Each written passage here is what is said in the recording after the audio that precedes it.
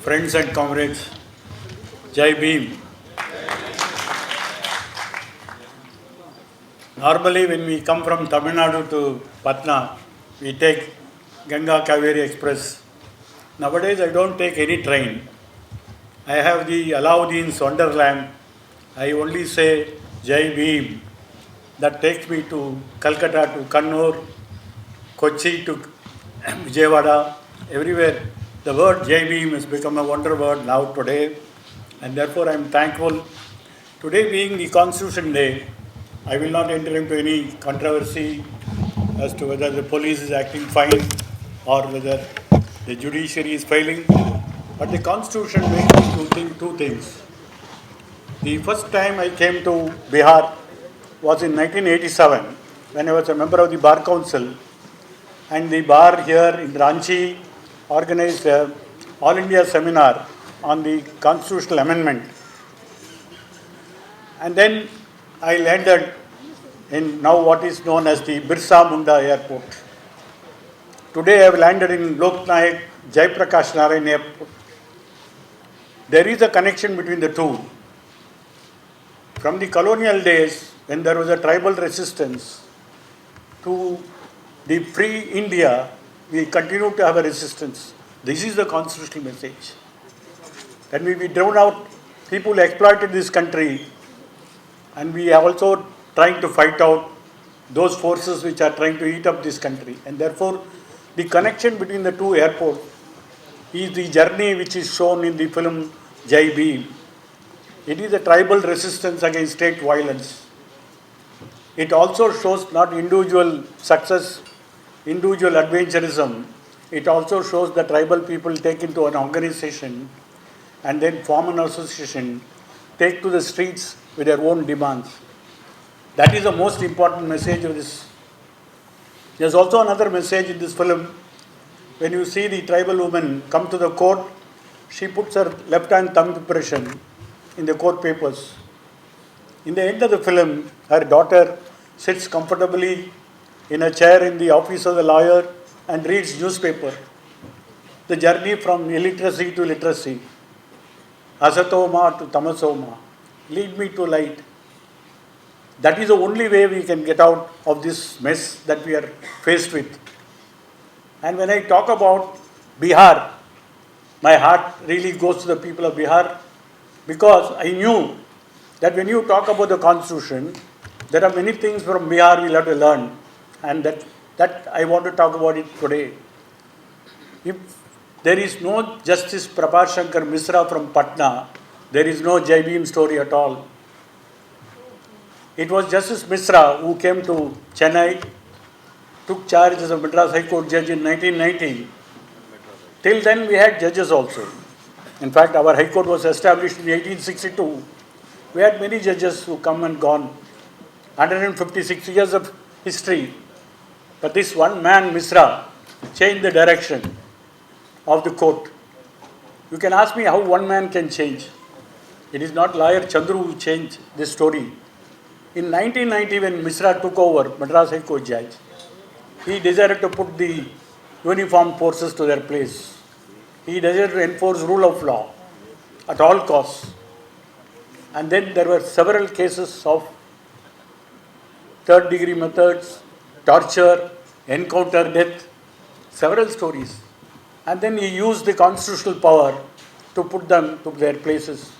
And that's how we got the story of Jai Bhim. I've always gone in press. I've always told every press interviews, but for Misra, this case would not have ended in success. And what did he do? Did he rewrite the Constitution? Was not the Constitution before him or after him also? Were not judges before him and after him? What is required is a commitment to the Constitution. What we require is the committed judges. When I say committed judges, people will think it's a dirty word. Commitment to the Constitution is not a dirty word, it's a proper word. When we take office, we take oath of office under Schedule 3 of the Constitution. I'll uphold this Constitution without fear or favor. But often what happens is the opposite. And when you come to Bihar, I want to tell you, this is a land of Buddha. what connection Buddha has got to Constitution, you may ask me. We were in law college, were taught Constitution.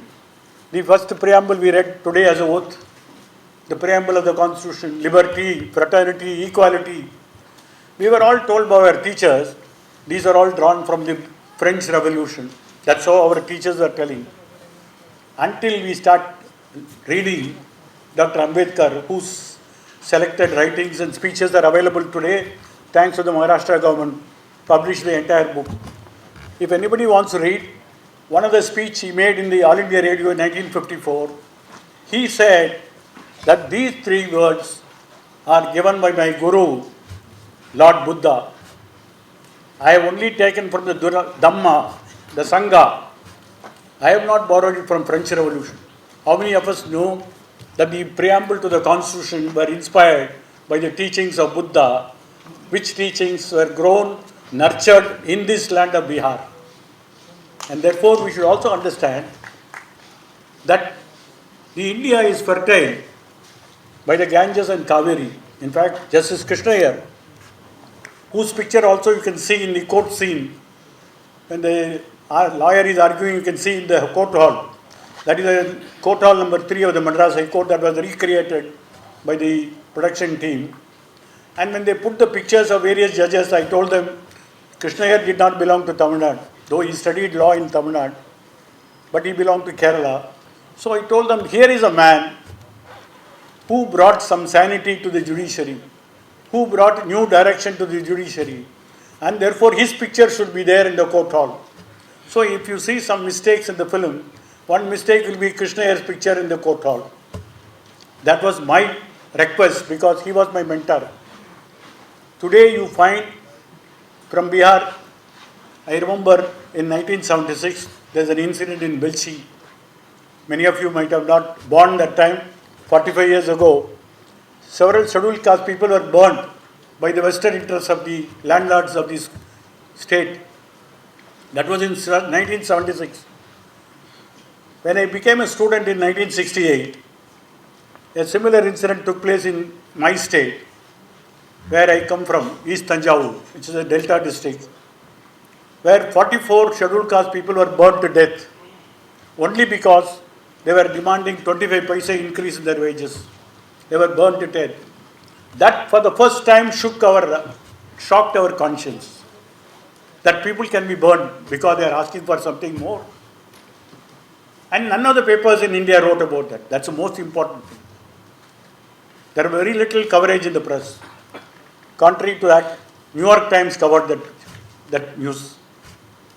Because it shocked the world also, that people can be burned like chattels, like the firewood. That for the first time made me to change from some nameless political following to a conscious political line. I became an activist in the student movement. That is a change. I was following these two incidents, Belchi and Kilvelmani.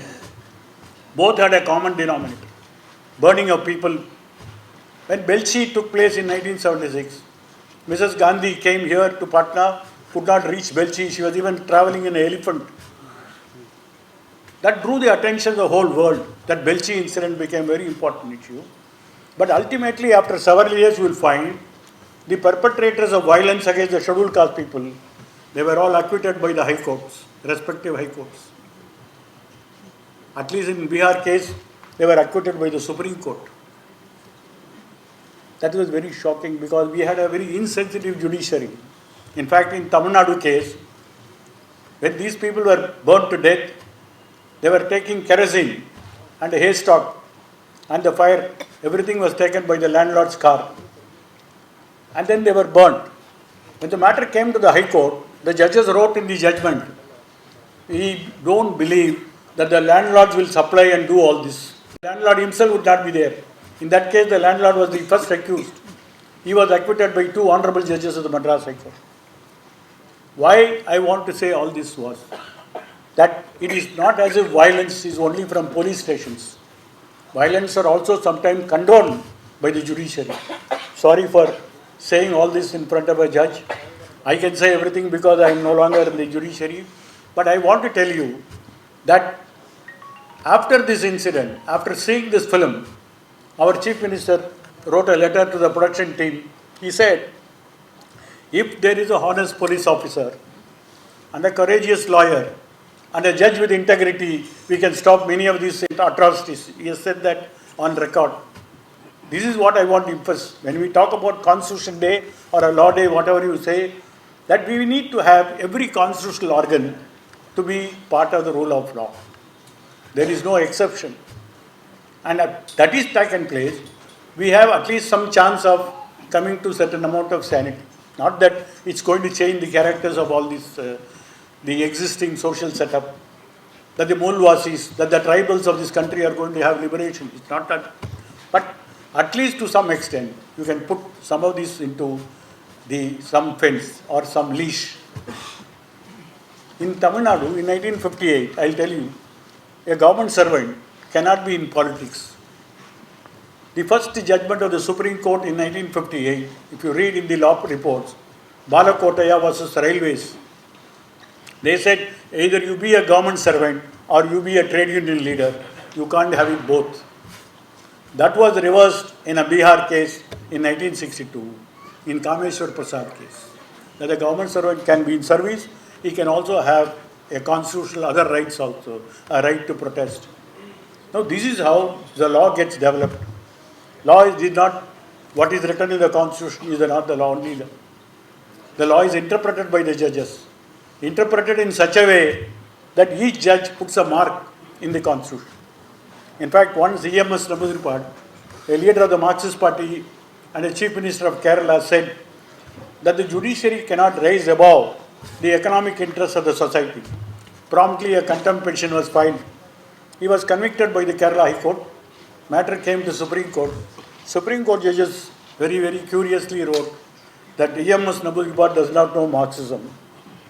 Marx never said that the judicial interest will be subordinate to economic interest. Actually, it was all rewriting the Marxism. But whatever it is, today many people are also saying openly that the judiciary cannot rise above certain level because it is also conditioned.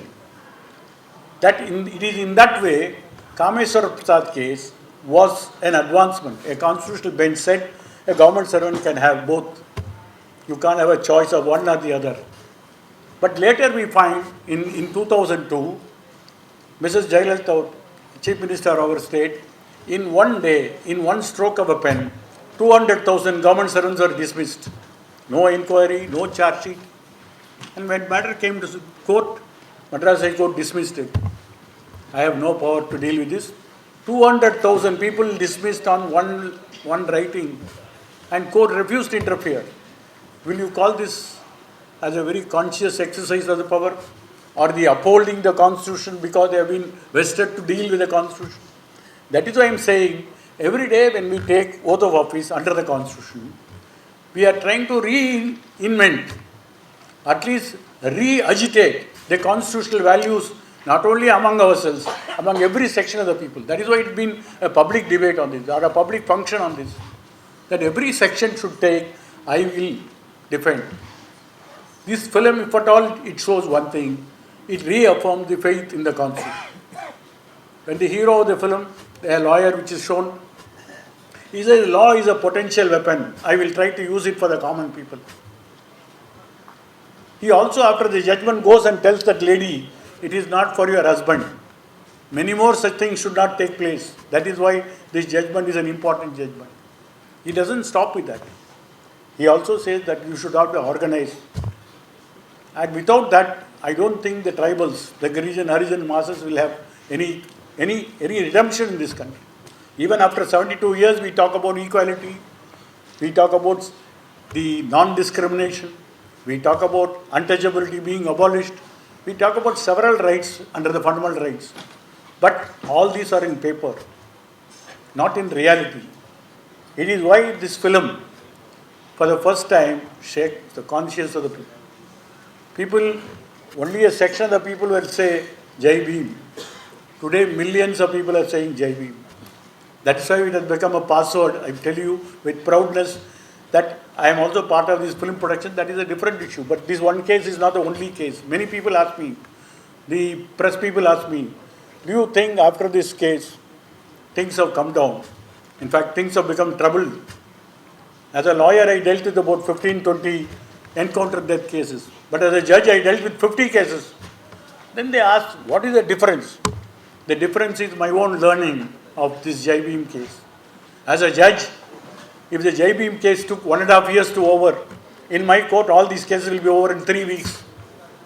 In Jai Bhim case, they gave 2.5 lakhs compensation. I used to give 1 million compensation. This is the only difference that has taken place. The scenes are the same, the actions are the same, but a conscious judge can give effective justice. That's all. But he can't change the system. The system has to be changed, not through judiciary. That is what we also believe, that it should not create an illusion. It is only by the people consciously realizing the right, coming together, organizing themselves and asking for the rights, a system can be put to change. That is why I said, from Birsa Munda to Lok Nayak Jaiprakash Narayan is the travel that we have taken place so far, and we'll have to continue the travel. Jai Bhim.